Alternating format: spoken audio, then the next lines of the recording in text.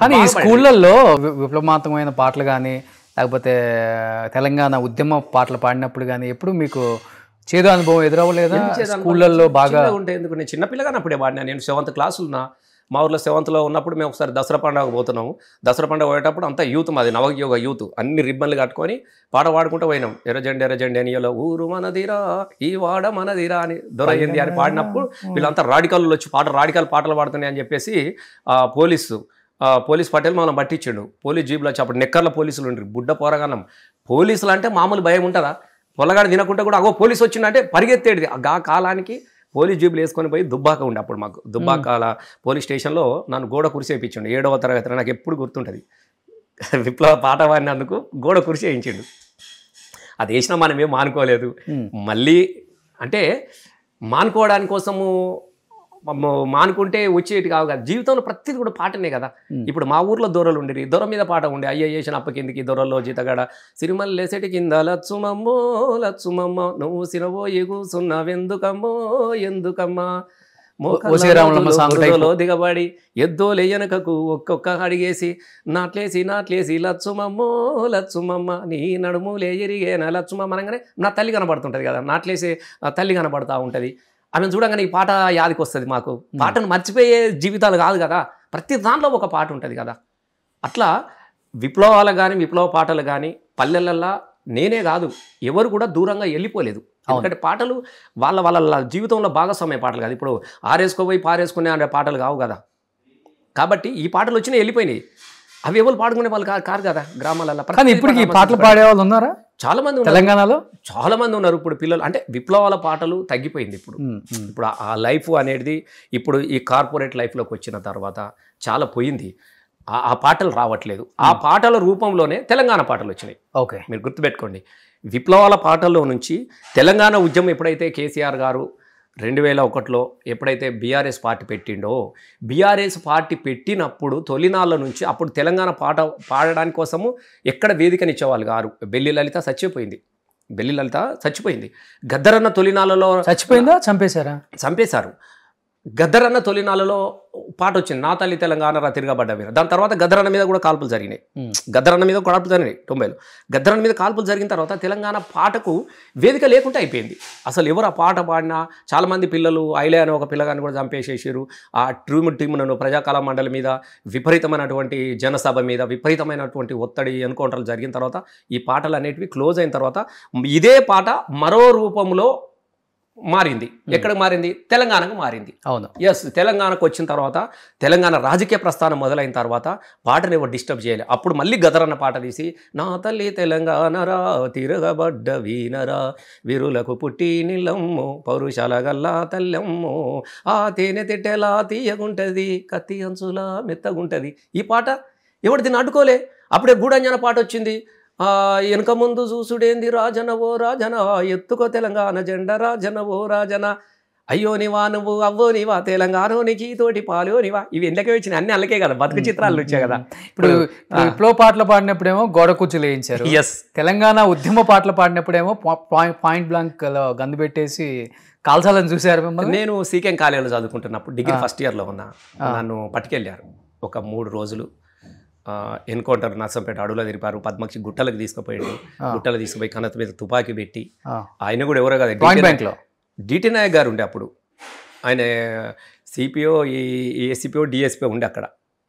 DT Naik గారు 89లో మీకు అనుకుంటే ఆయన ఉన్నాడు, ఇంకా బతికే ఉన్నాడు. నాకు కలిసిండు కూడా. నేను ఎమ్మెల్యే అయినా కలిసిండు. మళ్ళా నేను ఎమ్మెల్యే అయిన తర్వాత నాకు ఒక పెళ్లిలో కలిసిండు. నన్ను గుర్తుపట్టి రసమై గుర్తుందా పద్మక్షి గుట్టల నేను మళ్ళీ బతికిచ్చింది అన్నాడు. నువ్వు నన్ను బతికించినావు కాబట్టి నేను మిమ్మల్ని బతికించిన మళ్ళీ తెలంగాణ కోసం అని నేను చెప్పిన. ఇలా పెట్టి తీసేసిన గుర్తుంటే అరే మీరే కదా అని. డిటి నాయక్ గారు అప్పుడు వారు డిఎస్పీగా ఏమో పనిచేసిండు నక్సల్ స్పెషల్ దానిలో. తర్వాత ఎస్పీగా పనిచేసిండు. చాలా చోట్ల అది చేసేసిండు. ఆయన చంపాలన్నా బెదిరించాలన్నా చంపాలని తీసుకెళ్ళండు బాగా. అస్సలు వరంగల్గా కాల రామనాథమును కాల్ చేసినటువంటి 89-90 పరిస్థితి ఎట్లా ఉన్నదో అప్పుడున్న పరిస్థితులు అసలు కథం. పోలీసులకు వరంగల్ పోలీసులు దొరికిందంటే శవమే శవాలే ఇంటికి వచ్చేటి తప్ప గుర్తు తెలియని మృతదేహాలు. గుర్తు తెలియని నక్సల్ మృతి అని ఉంటుంది ఫస్ట్. ఎక్కడ ఎవరు చనిపోయినా దాని తర్వాత ఆరాధిస్తే పలానుడని నెక్స్ట్ డే పేపర్లో. నక్సల్ కాదు అతను. ఆ రోజుల్లో అట్లా వచ్చేటి అలా వేసేవాళ్ళు. అట్లా ఆ పరిస్థితుల నుంచి కూడా 89లో నేను 90లో అట్లా బయటపడ్డా. బయట అది చూశాను, ఈ చూసి గోడ కుర్చీ చూసిన, కంత మీద తుపాకీ చూసిన, తర్వాత తెలంగాణలోకి వచ్చిన తర్వాత నాకు ఈ భయం అనేది లేదు. ఇక్కడ చూసిన తర్వాత ఈ పాటను అడ్డుకుంటేనేవో ఇంకోటి అడ్డుకుంటేనో భయపడే పరిస్థితిలో నేను లేకుంటే కదా ఇక అయితే అప్పటి కేసీఆర్ గారు నేను దాంట్లో కీలకంగా వారితో నాకు ఉన్నటువంటి అటాచ్మెంట్ కావచ్చు, తెలంగాణ ప్రజలు ఓన్ చేసుకున్నారు. ఇప్పుడు మా మీద చెయ్యి వేసి ముట్టుకునే పరిస్థితి లేదు కదా, అట్లా వెళ్ళిపోయినాం, జనంలోకి వెళ్ళిపోయినాం. కానీ రసమయ్య అనే పేరు కూడా మీకు ఆ బ్రాండ్ బాగా ఇంటి పేరు కాకపోయినా, రసమయ్య అనేది నాకు సంస్థ, ఆర్గనైజేషన్. సిద్దిపేటలో ఉన్నప్పుడు నేను రసమయ్య అని పెట్టుకొని జానపదాలు బాగా పాడాను, బాగా క్యాసెట్ పాటలు తీస్తుంటే నేను. అసలు ఒకప్పుడు పొన్నాల దాబలాల మొత్తం రసమయ్య కదా పాటలన్నీ, చాలా జానపద గీతాలు ఎక్కడ చూసినా అసలు విపరీతమైన జానపద పాటల క్యాసెట్లు ఉండేవి. అవును, గాకాలం అప్పుడు ఎంత అసలు 10 రూపాయలు. అసలు నాకు డబ్బులు ఏం చేసుకోవాలో తెలియలేదు. మీకు ఇంకొకటి చెప్తా ఉన్నా, నేను ఇల్లు కట్టుకున్నది కూడా సిద్దిపేటలో అప్పుడు నాకు అసలు డబ్బులు ఏం చేసుకోవాలో తెలిసేటి కావు. ఇప్పుడు 1000 రూపాయలు 2000 అంటే ఏం చేసుకుంటామా అనే పరిస్థితి ఉండేది కదా. పెద్ద విషయం కదా, పెద్ద విషయం. అంటే అక్కడ నుంచి ఒక 50,000 లక్ష రూపాయలు వచ్చినాయంటే అప్పుడు 5,000కు 6,000కు ఎకరం భూమి దొరికే కాలాన్నే నేను అప్పటికే 50,000 లక్ష రూపాయలు సంపాదించుకునే పరిస్థితి ఉండేది నెలకి. నెల కాదు, ఒక్క క్యాసెట్ ఇట్లా తీస్తే విపరీతమైన పాటలు క్రేజీ కదా అప్పుడు. రసమై జానపదాలు అంటే ఫేమస్, ఏది ఒక్కటి వచ్చిందంటే అన్ని ఇట్లా కొనేవాళ్ళు జనాలు, అంత అది ఉండేది. ఎంత సంపాదించారు మరి అప్పుడు? 5,000-6,000 ఎకరం అంటే ఫామ్ హౌస్ దాదాపు 50-60 ఎకరాలు ఉంటుంది అంటే. 50-60 ఎకరాలు లేదు కానీ ఒకటి అసలు చాలా మంది తెలియని విషయం, 2010లో తెలంగాణ కోసం చనిపోయిన పిల్లల మీద జై తెలంగాణ సినిమా తీసిన నేను. జై తెలంగాణ దాన్ని దేవి థియేటర్లో రిలీజ్ చేస్తే కేసీఆర్ గారు వచ్చారు, అందరు వచ్చారు. దానికి 2 కోట్లు ఖర్చు పెట్టాం. ఈ 2 కోట్లు ఎక్కడే అని కూడా మీరు అడగవచ్చు. నేను అప్పుడు పాటలు పాడుకుంటున్న వచ్చిన డబ్బులు కావచ్చు, నేను ఈ ప్రోగ్రామ్స్ ఇవన్నీ డబ్బులు సంపాదించుకొని జై తెలంగాణ అనే సినిమా తీసినప్పుడు 2010-12 ప్రాంతంలో చెప్తున్నా మీకు. అప్పుడు కరీంనగర్లో కానీ ఎక్కడ కానీ 10,000కు 20,000కు ఎకరం దొరుకు. 2010లోనే 12లోనే నేను 2 కోట్లు పెట్టి సినిమా తీసిన అంటే 2 కోట్లకు నాకు ఎన్ని వందల ఎకరాల భూమి ఉండాలి మీరు చెప్పండి. 20,000కి ఎకరం దొరికే కాలంలో 2 కోట్లు నేను తెలంగాణ ఉద్యమానికి సినిమా ఖర్చు పెట్టాను కదా. నేను సినిమా ఖర్చు పెట్టాను కదా అంటే నా దగ్గర ఈ తెలంగాణ రాకముందే నా దగ్గర ఒక 100 ఎకరాలు ఉన్నట్టే కదా లెక్క. ఈ లెక్కన ఈ 2 కోట్లు అంటే సినిమా రూపంలో. ఆ సినిమా రూపం అవి డబ్బులు కొనుక్కుంటే జాగా కొనుక్కుంటే నాకు ఎంత వచ్చు మరి నేను పోగొట్టే కదా తెలంగాణ ఉద్యమానికి. తర్వాత కూడా నేను ఇప్పుడు 2014లో అప్పుడు ఇంకా తెలంగాణ ఇంకా ఎమ్మెల్యే కాలే కదా, కొన్నప్పుడు ఎమ్మెల్యే కాలే, నేను కొని పెట్టుకున్నా. నేను ఆ ప్రోగ్రామ్ చేసుకున్న ఒకటి మారుమోయిన పాట గన్ని రోజులు చేసిన హెచ్ఎంటీలో 3 ఉదయబాన్తో రసమై దరువు చేసిన. నాకు 2 కోట్లు వచ్చినాయి రసమై దరువులో. అవునా? 2 కోట్లు వచ్చినాయి. పెద్ద బిగ్గెస్ట్ కదా, మహా సిమెంట్, సుధాకర్ పైప్స్. నాకు పెద్ద వాళ్ళే నాకు 50-60 లక్షలు ఇచ్చిర్రు నాకు మహా సిమెంట్లు. మంచి హిట్ ప్రోగ్రామ్ కదా. యాడ్సే నాకు బోర్డ్ అని యాడ్స్ వచ్చినాయి. అప్పుడు కొనుక్కున్నాను నేను 8 లక్షలకు ఎకరం కొనుక్కున్నాను. 8 అంటే ఎంత చెప్పు మీరు, 30 ఎకరాలు అనుకో, ఎంత చెప్పండి మీరు. 8 ఎందులో పెట్టింది ఎంత, నేను పోగొట్టుకునేది ఎంత. నేనేం చెప్తున్నాను, ఒక ఆర్టిస్ట్గా మొదలైన జీవితం ఈ డబ్బులు పోగు చేసుకోవడం గీవి చేసుకోవడం అంటే నేను ఆ రోజుల్లో ఇప్పుడు 300-400 ఎకరాల భూస్వామిని అయి ఉంటే నేను కనుక తెలంగాణ ఉద్యమంలో సినిమాలు తీసి కేసీఆర్ గారు సపోర్ట్ చేయలేదు జై తెలంగాణ ఉద్యమం సార్ను నేను ఎప్పుడు డబ్బుల విషయంలో కానీ మిగతా విషయంలో కానీ ఎన్నడూ కూడా నేను సార్ను డబ్బులు అడగలేదు, అడగను కూడా. సో ఇప్పుడు ఏం చేస్తున్నారు? ఇప్పుడు కొన్న ల్యాండ్లో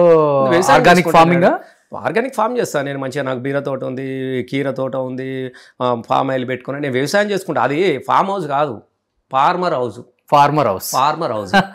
ఎందుకనంటే ఎప్పుడు కానీ మేము పరిగెరుకున్నాను తప్ప పంట పండించుకోలేదు కదా. నాకు ఇష్టం ఎప్పుడు వ్యవసాయం చేసుకోవడం అని ఇష్టం. నేను ఇప్పుడు కూడా నా దగ్గర పోతే నేనే ట్రాక్టర్ దున్నుకుంటా, నేను అన్ని పనులు చేస్తాను అక్కడే. నాకు తృప్తి ఎప్పుడు కానీ కూలిగా పనిచేసిన తప్ప యజమానిగా మన సేన్లో మనము పని చేసుకున్న లైఫ్ కాదు కదా మనది. కాబట్టి అందుకే కొనుక్కున్నాను నేను. అది ఏమన్నా చిన్నది నేను చేసినా, నేను పెట్టిన క్యాసెట్లు పెట్టిన ఖర్చు కాదు. తెలంగాణ ఉద్యమంలో ఎన్ని సీడీలు తీయలే, ఎన్ని క్యాసెట్లు తీయలే నేను. ఊరు తెలంగాణ అనేది అద్భుతం. ఆ రోజుల్లో ఊరు తెలంగాణ కోసం 10 లక్షలు ఖర్చు పెట్టినాం. మా నాగరాజు ఉంటాడు తమ్ముడు, కొరియోగ్రాఫ్ చేసిన అద్భుతం అని పాట. మీరు ఎప్పుడైనా యూట్యూబ్లో చూడండి.